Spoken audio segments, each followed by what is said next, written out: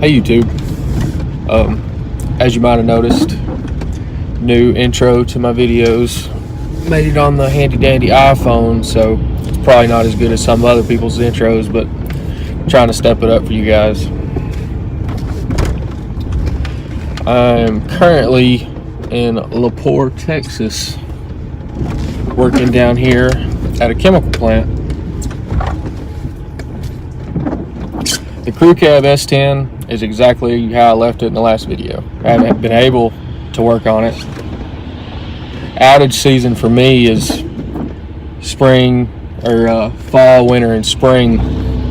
So until the end of spring rolls around, I'm not going to have a whole lot of time to work on it. But big changes happening for my dually. Got the 6-speed in it. South bend dual disc clutch, tuned. It's a pretty fast little 10,000 pound truck, and it was in a little bit of a fender bender or side swipe. A car came into my lane and hit me. It was their fault. Insurance paid, and it barely dinged the lower panel below the door. And they wrote up so much stuff on insurance. So my truck's getting painted different color. My buddy's hooking me up on that, but it's going to be a different color, new grille, headlight, bumper. I've got different wheels on it. It's got 37s on it now. So it's really coming along. It's going to look real good pulling that S10 behind it.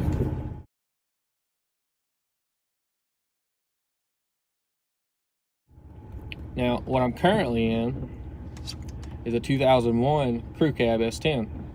My pewter colored one, the one I'm building, is a 2003.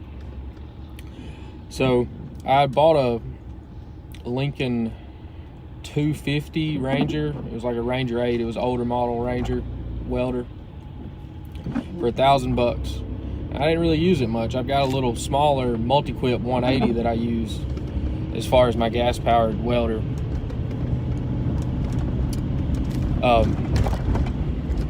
So found a single cab black S10, and I'll put a picture in right now.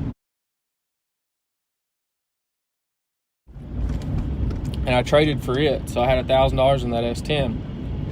And then I took that S10. It was a single cab, and I always wanted a single cab. It was 5-speed, 4-wheel drive, really nice. And it was decently low miles.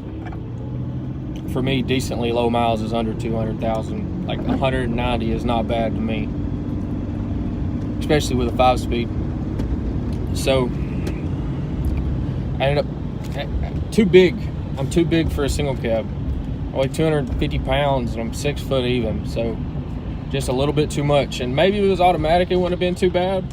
But having to shift and not being able to get the seat back any, it just wasn't working. So traded it for I want to say it was a 95, 98 model Jeep Grand Cherokee ZJ, the 5.2 liter V8 318. It's 4-wheel drive or all-wheel drive, which is a shitty system they got there. Like the transfer case has a slip in it. And then I found a guy in Mississippi, stayed over. I'm in Alabama, for y'all that don't know, who had this 2001 Crew Cab S10. It says it has hard start issues. Well, a vacuum line was loose. The main line going to the engine right under the intake, and fixed it. I haven't had any issues since. It starts up fine, runs good, shifts out good. And I drove it 800 miles from Alabama to Texas to work down here. It gets 22 miles to a gallon unloaded. Like, I didn't believe it. I did my math twice on that tank. I went through another tank, did the math again. I was working an outage at the house. I was driving about 60 miles a day one way and 60 miles back. So I was putting a lot of highway miles on it, and I was getting 22 miles to a gallon. So coming down to Texas, well, back up. when I was working at the house, I was working at a nuclear facility, and we're not allowed to bring our own tools in because, you know, they might get contaminated and we'll lose them. So we use tools that stay in the plant.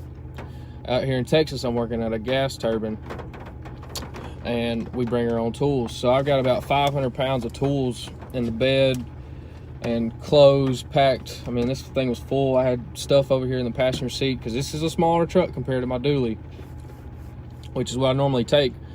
But I thought I was gonna have more time off to get the truck painted, and I got called by my superintendent, and he's like, hey, can you come to work? I know you're getting your truck painted. I was like, yeah, I'll hop in the S10. And you know, this thing got 20 miles to a gallon loaded down.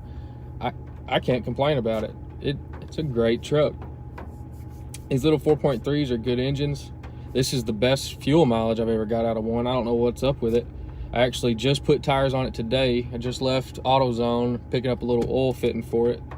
But I just left the tire shop before that, and I went with the exact same size tire because I do not want to mess up the fuel mileage.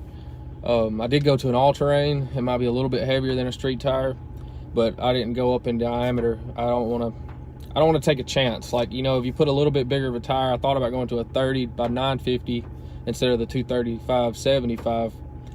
And technically, you should probably get better on the top end, but I didn't want to risk it. I know what I'm getting with 235s. I just want to leave it alone. So, here's a picture of that with the brand new tires on it.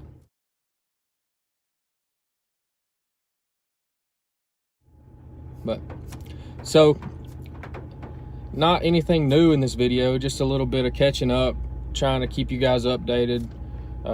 Why I haven't worked on the crew cab at the house is I just haven't been home. But out here working in Texas, trying to make the bank account fat. I'm gonna go home and hopefully build a house. We'll see how that goes. And once that starts, I will keep y'all posted on that as well. Might as well. I bought 1.5 acres of land. Got it surveyed right before I came out to Texas. I got to do a little bit of paperwork for the deed to get my name, but it's there. The land already had a septic tank that was put in 10 years ago, so I just got to get the paperwork on the perk test. And I've paying a lady in Huntsville, Alabama, to draw up my house how I want it. It's 65 cents a square foot, and of heated and cooled. Altogether, it's over 2,000 square foot of house, but the garage takes up a good chunk of that. And so I think it's like 1,800 square foot of heated and cooled, so it's over $1,000 but it's not too bad. And I try to draw up the plans myself, and I'm a millwright. I'm not an architect or engineer, and I drew up a pretty decent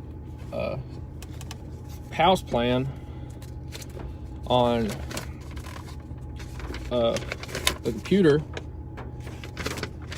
and I sent that to her, and she's gonna make it to where I can take that to the bank and take my money, because in order to not have to pay mortgage insurance and all this other stuff, you got to have 20% down. You got to, I think they said 80% equity in the house. So that's my plan, is to not have to pay the mortgage insurance, and just, you know, it's like $150 extra a month that I don't want to have to pay. But thank you for watching. I hope you like the new intro. I'm sorry I don't have any more updates on the actual build, but this is where I'm at in my life, and now y'all know. Thanks.